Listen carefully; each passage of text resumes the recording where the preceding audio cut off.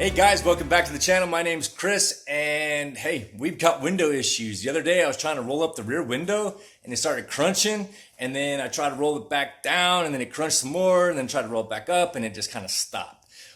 So what I had to do was pull the panel off to kind of find out what the problem was and then order the parts. So this is gonna be a real quick video, just how to get the panel off, how to kind of figure out what the problem is, whether it's gonna be the motor or the regulator, and then the real quick install. So just follow along. I did take the panel off already, but this will be a real quick show on what you got to do. It's super simple. A T25 Torx screw at the very bottom, and then you'll have one here up at the top. Then you take your trim tool and you'll pry up right behind that trim piece, and then you'll pull it out, right? And then you'll have two screws back here, and they are Phillips. All right, so then the last screw that you'll have is right behind this piece right here. And what you'll see is behind the handle, you'll pull the handle there, and there's this little piece. And here in the corner, you can pull that back just a little bit, and then you actually pop it off. And then you'll see there'll be another screw right there that's holding this piece on. And then you should be able to get your trim tool behind the panel itself and start popping that. And what you'll see is there's these little pegs here, and that's what you're popping out of the holders, and it'll eventually release, and then you just lift it right up, and then just be mindful of the door handle, because it'll come out at an angle to slide through the hole there. And then you can just pop this whole piece. Again, trim tool, small flathead screwdriver, it'll do the trick.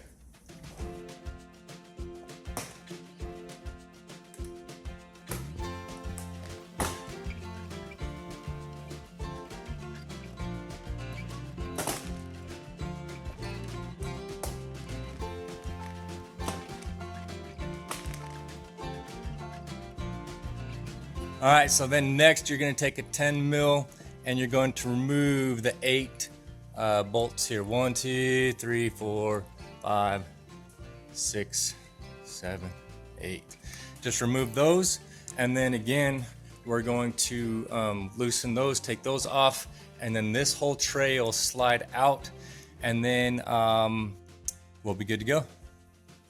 One thing I did not mention is that if you were trying to remove this panel from the Jeep itself complete, you might want to take your Torx, undo this bracket here, disconnect as if you're going to remove the whole door for your power assembly, so that way this panel doesn't just hang there by the wires, so you don't want to damage anything like that.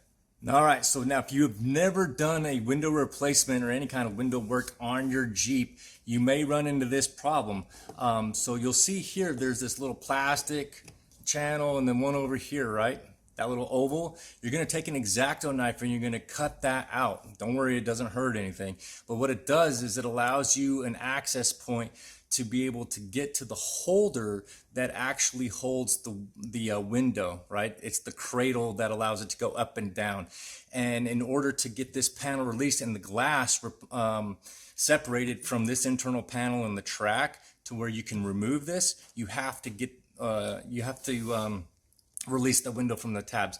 So again, if you've never done this before, you may have to actually cut that, make a hole, then you're going to get a screwdriver and put it in there where the white plastic meets the cradle of the glass, and then you'll push that down as someone is pulling the window up, and then that way it will release it from the channel. All right, I'll show you what I'm talking about.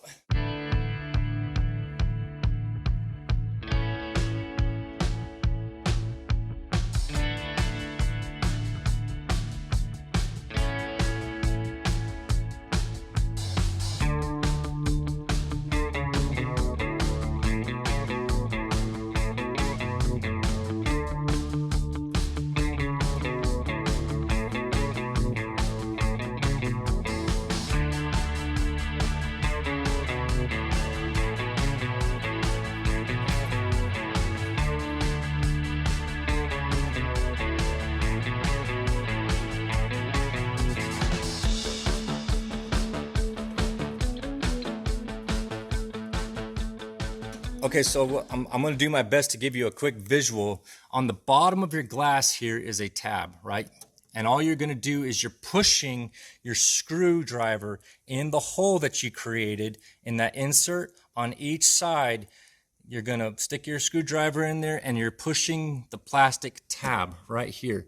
And you see that goes in, you push it, that releases it from the cradle. I'll show you a better picture of the cradle here, okay? So that's why it releases. The window sits in that cradle, right?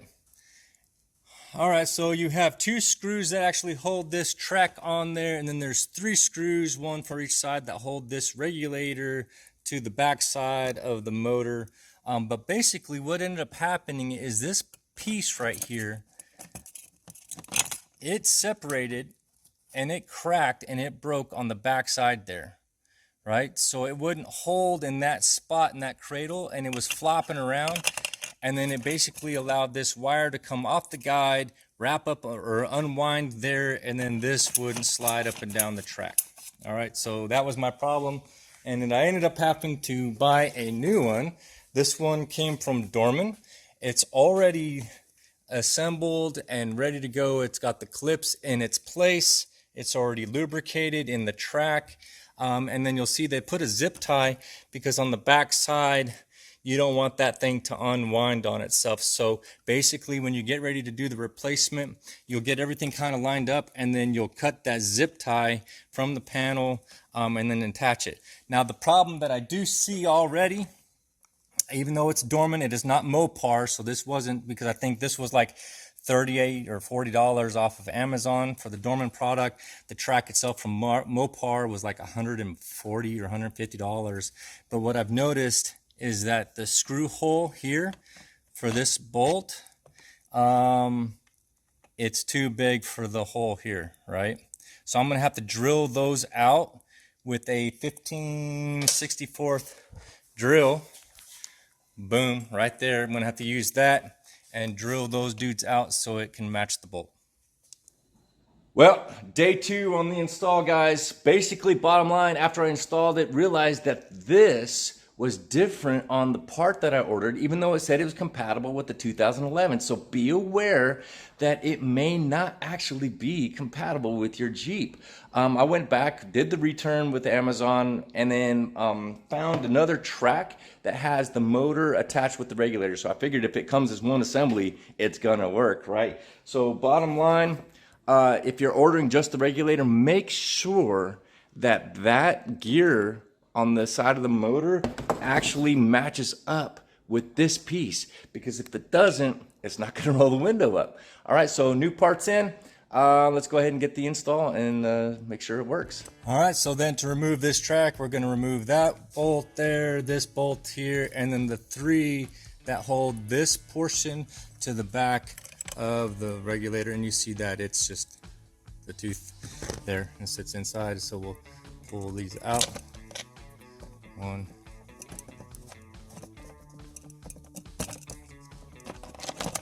2, 3. Put those right there. Stay. Remove that. Remove that. And then this piece can get over there. All right, so now what we're gonna do is actually plug in the motor. I've got the key in the car. We'll get that together and make sure that the stupid thing works. I better turn that stereo off. We're gonna get copyright for having some Midas in the background.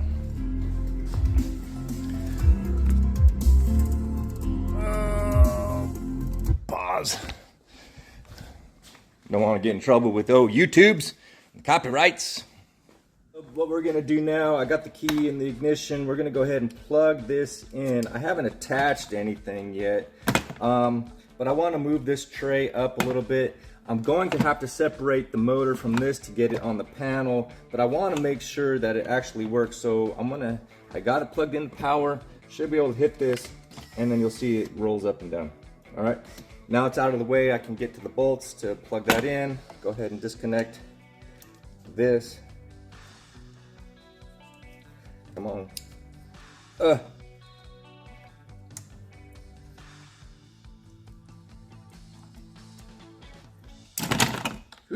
Okay, now this one is different. The other one had bolts that went down and screwed in.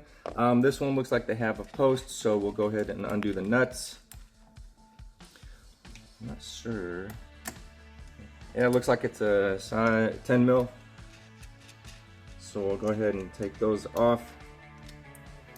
We'll separate this. We want to make sure that the motor itself, or that cog doesn't separate. So we'll take that apart. Nice and easy. Okay, make sure that that doesn't come out of its holder. I cut my finger, I guess. Good Lord, I'm bleeding all over the place.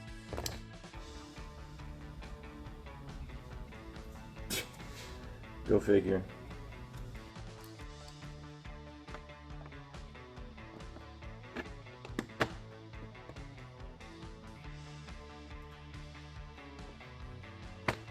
Okay. All right. Boy, that was a little bit of a challenge. Might want to wear gloves, dude, because then you're going to cut yourself. So what we're going to do now is we make sure that this is lined up. We're going to push that motor up. Just be careful with it. You don't want to get yourself all jacked up like I just did. Put on the nuts.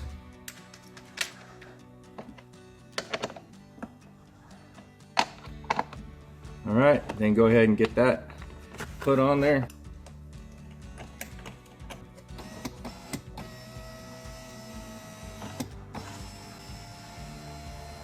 Okay, that's all she wrote. We got the panel, we got the motor in, we got the track in. I'm gonna go ahead and slide the window up all the way. And you can see as I push it in there, this guide, it kind of helps hold it in place. So what we're gonna do is we're gonna take this, gonna kind of angle it down, and we'll slide it in and then up into its hole. And you'll see here, it's already kind of getting lined up.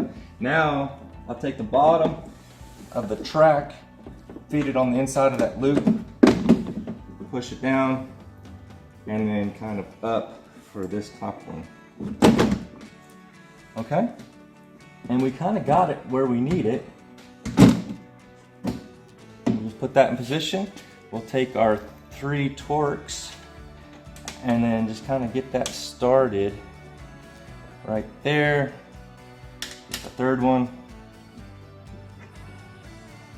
Get those in place. Don't go too tight. Don't want to strip these dudes out. That would suck. Tight. Okay. Super simple, guys. Shouldn't be too much of an issue. And then when we get that other panel, we'll just kind of tuck this up, kind of hide it under the clip here, and we should be good. Then we won't have any more window issues. I think this is the second time that I've replaced an inside panel motor on one. I gotta clean up my evidence of being there, all my blood. But anyway, this is about the second time. Usually I find that the front passenger or front driver side is the one that goes bad. The motor will go bad. That's because we're constantly rolling it up and down when we're hitting the Sonic, or we're drive on post and we're always having to show our ID to get on the military installation. So you'll always see like cars drive up, actually open the door instead of rolling the window down because their motors are all burned up. But anyway, we'll tighten these all up and then we'll be done. Oh, one thing that we haven't done yet is slide that window down to actually catch in the guide. So at this point, what you'll want to do, now that we have this all in, and you may want to do it before, once you get a few of these kind of set, is actually slide the glass down until it hits that cradle. And you heard it click. Now it's locked in place. So it should be good. And then we'll go up and down with our power. Rock and roll, guys. All good.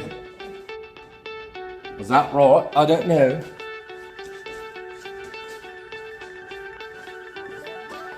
Oh, I have it upside down, guys. It's so stupid. Okay, so You'll have the numbers on the inside track. You have this, you want the felt line on the inside against the glass. And then you'll see if I put it in there and the felt going down, it's in the wrong position. So I need to flip it. The felt should be going in the upward direction. Put this down, and then it sits up against the glass nice and easy, like that, okay? All right, so now at this point, we're gonna make sure that our wires are in the guides here so that they stay tucked away where they're supposed to and not in the way of the panel. And then we're going to be mindful of all of these pegs, right? And as they go into the hole, all we're gonna do is make sure before you push anything that these are lined up so that way you don't bend them. The plastic is pretty, it's not real sturdy. So then you just put this up on top, set it in the ridge. Oh, I lost one of the plastic pins. Yeah, that'll hold it a little better, so it doesn't keep falling out. Okay, cool.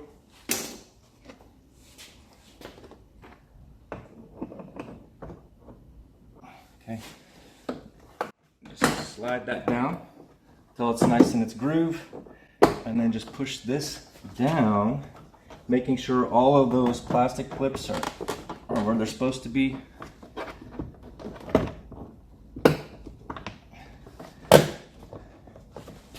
Check your wire, make sure it's in the cutout before you push anything in there, and nice and tight. All right, guys.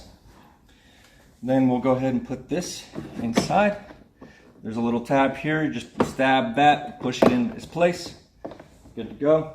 There's 2 screws, Phillips, that goes in for the door handle.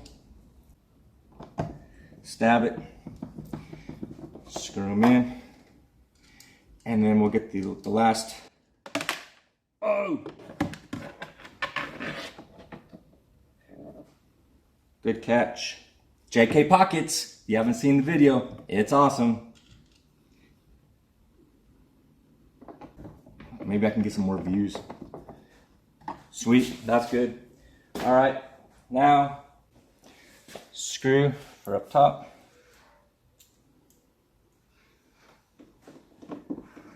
And then that's it, guys. It's really a super easy install. It's not difficult. It's just something that we don't probably do a lot of. You know, it's not something that's a common repair as far as happening monthly, weekly, daily, whatever. It's like probably like once in every few years. So we don't get a lot of practice at it. But it's not anything that can be scary or intimidating. You know? Too easy. A few simple tools, screwdriver, Torx bit, and a trim puller, and you're good to go. Okay, last little piece, push in, and that's it. Oh, can't forget this. Push, push, done. Well, all right, guys, that wraps up this video. Hopefully you got something out of this one. Pretty quick and easy, not difficult, except for the part issue with Amazon. So again, just pay attention to that. If you like what you saw, click the like and subscribe. I love the support, the comments. I've been tagging those up. We had some comments for like the overland fenders. We had some for the control arms and stuff like that. So really appreciate that. Hey, I have more videos coming. I've got some Cooper Rugged Trek tires that are going on tomorrow because these STT Pros have been discontinued. What's up with that, Cooper? I don't know. And I got some oil spots. It's kind of embarrassing, so I got to get that squared away. Stay tuned. There's more coming, guys. Catch you guys. Later. Later.